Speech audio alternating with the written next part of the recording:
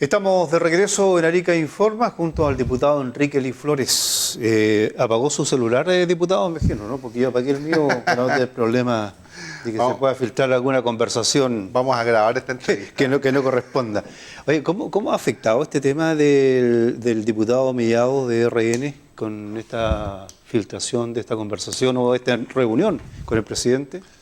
Bueno, yo lo siento por el diputado Mellado, me parece que es un buen parlamentario, que está preocupado por su zona siempre, muy aplicado además en sus comisiones, pero parece que todos tenemos días buenos y días malos, parece en algún minuto se le ocurrió grabar algo que no se podía grabar. Nosotros constantemente estamos con reuniones que son sensibles, nosotros, en mi caso por ejemplo, pertenezco a la Comisión de Defensa, estamos muchas veces tratando temas que son delicados, y que el sentido común, o sea, sin necesidad de que nadie nos diga, oye, por favor, no graben, el sentido común nos dice que no podemos grabar. Y de hecho, aunque no esté grabado, ni siquiera comentar cosas que se tratan dentro de estas reuniones. Yo pienso que fue un mal día y bueno, valoro que se haya reconocido finalmente que fue él y tendrán las instituciones que funcionar. Yo entiendo que esto es algo que no corresponde hacer.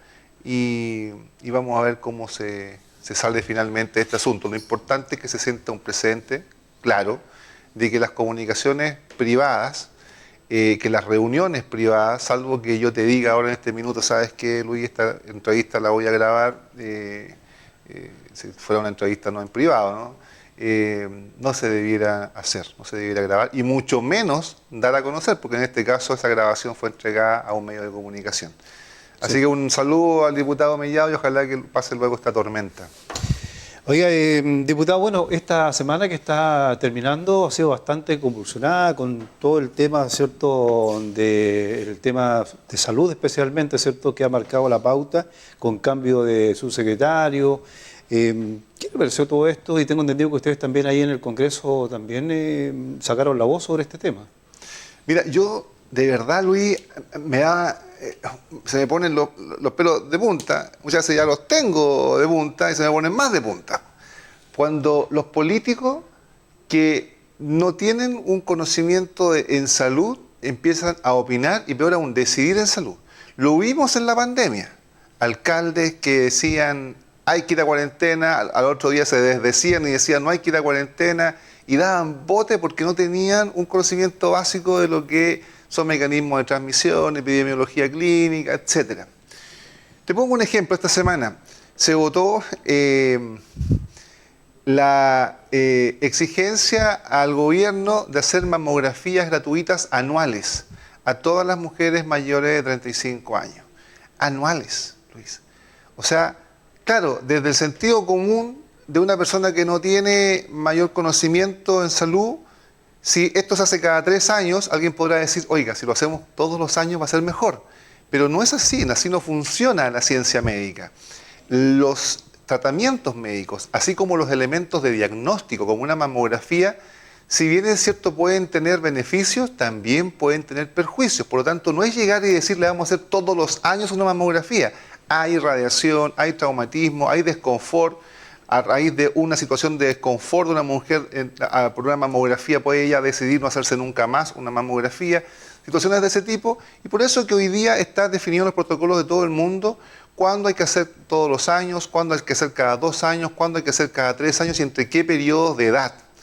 Entonces, que de la Cámara Baja los diputados lleguen así como bien sueltos de cuerpo, le dicen, le exigimos al presidente que ahora en adelante las mamografías sean gratuitas una vez al año. La verdad es que yo creo que eso llega al Ministerio de Salud y arrugan ese proyecto y no lo toman en cuenta, porque la verdad es que técnicamente tiene una falencia.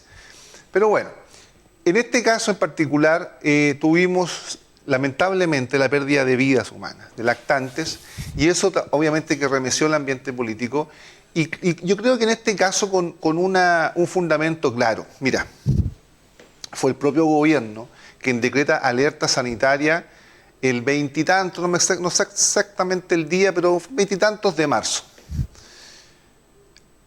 A pesar de estar con alerta sanitaria, recién comienzan a reunirse con las clínicas privadas a fines de abril, o sea, más de un mes después. cuando todos sabemos que nuestro sistema de salud, para bien o para mal, está compuesto por un sistema mixto, o sea, clínicas privadas, sistema privado, sistema público, de tal forma que cuando el sistema público colapsa, el sistema privado le presta apoyo, y viceversa también. Pero si tú no tienes esa conversación antes, cuando tú mismo decretas la alerta sanitaria, difícilmente vas a tener un sistema óptimo, como ocurrió con uno de los lactantes, que perfectamente podía haber llegado a Clínica Las Condes y no llegó. Pero bueno, ese es el tema político, y ese tema político que causó mucha tensión, donde se estaba pretendiendo acusar a la ministra de Salud, se desahogó un poco con la renuncia del subsecretario de Redes Asistenciales. Pero luego está el tema ya netamente sanitario, tema médico. Y yo en la presentación que hizo la ministra de Salud eché de menos muchos aspectos preventivos, de tal modo que nosotros como la bancada de Avancemos Chile le hicimos presente a través de un proyecto de resolución algunas cosas que queremos del gobierno en relación a esto. Primero, hay un tema con las licencias médicas, porque todos sabemos que si tú estás con un poquito de gripe, todo de la garganta está un poquito resfriado, a veces un buen reposo de 1 o 2 días te corta la cadena del resfrío, o por lo menos no lo hace tan grave, ¿no? Si no te vas a exponer al frío, no vas a estar con el viento helado, te vas a mejorar más luego. Pero ¿por qué mucha gente que trabaja y está contratada no lo hace? Porque sabe que los primeros días no se los van a pagar. Entonces una licencia médica de 3 días significa 0 peso. Y de 5 días significa que solamente le van a pagar 2 días. Entonces, en una situación de alerta sanitaria, en una situación de crisis, bien podría nuestro país eliminar ese aspecto para que las licencias cortas sean pagadas íntegramente, de tal forma de fomentar el reposo en aquellas personas que estén con todos estornudos y no tengamos a veces trabajadores yendo a trabajar a sus oficinas, tosiendo, estornudando, porque finalmente eso ocasiona mayor daño porque contagia a sus compañeros de trabajo. Y finalmente, también le mencionamos a la ministra que esta sugerencia que ella hizo de usar mascarilla en el transporte público no puede ser una sugerencia. Uno de los aspectos más importantes del contagio está justamente en los ambientes cerrados del transporte público, terrestre y también el privado aéreo. En las líneas aéreas, a ver si alguien me acompaña en sus casas, quienes hemos viajado en avión últimamente o en épocas de pandemia, nos damos cuenta que, salvo un pequeño periodo en que subían personas, ¿no es cierto?, con sus trajes y colocaban y sanitizaban las cabinas del avión, hoy día llega el avión a Arica o a Santiago, se bajan los pasajeros, inmediatamente después suben los pasajeros, ni siquiera hay un aseo previo en la cabina. Yo creo que es la instancia entre la bajada y subida de pasajeros de que haya una sanitización. Como se hacía, claro. Como se hacía antes, y por lo menos un aseo. A veces yo me encuentro con papeles, hasta con pañuelos desechables puestos en los asientos. Entonces, ese aspecto no tiene que ser una sugerencia, tiene que ser obligatorio. Y además, el uso de mascarillas, se lo mencionamos a la ministra. Mira, mucha gente que no se quiere contagiar y que es más precavida, entonces sube a las cabinas o a los buses, al avión, ¿no es cierto?, a los colectivos con mascarilla. Pero esa mascarilla en ese ambiente cerrado no sirve para nada, porque si el virus está suspendido en el aire, no es capaz de contenerla, se te va a entrar por los lados, por los poros, te vas a contagiar igual. ¿Dónde sirve la mascarilla? Fundamentalmente en aquel que está sintomático, porque actúa como un mecanismo de barrera para que las partículas que tú emites cuando estornudas igual van a pasar al aire, pero en mucha menor cantidad, porque una gran cantidad, un gran porcentaje va a quedar atrapado en el tapaboca. Es el sintomático respiratorio, aquel que está estornudando con tos, el que se debiera preocupar cuando sube a la cabina de un avión, cuando sube a un bus, a un colectivo, a un taxi, de colocarse su mascarilla. Y eso requiere una señal de la autoridad sanitaria. Y hacerlo obligatorio no está mal por ahora, porque lamentablemente no aprendimos a educarnos. Todavía mucha gente estornuda, ni siquiera se tapa la boca con su mano, ni con su antebrazo, no hace nada, simplemente tose al aire.